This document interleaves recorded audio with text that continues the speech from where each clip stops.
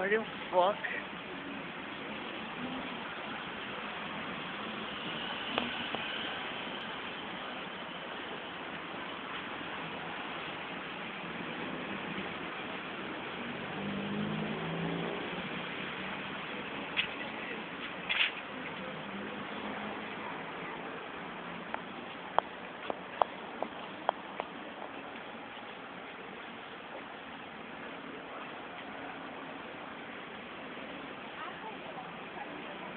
Eles estão de máscara lá, pode ter alguma doença.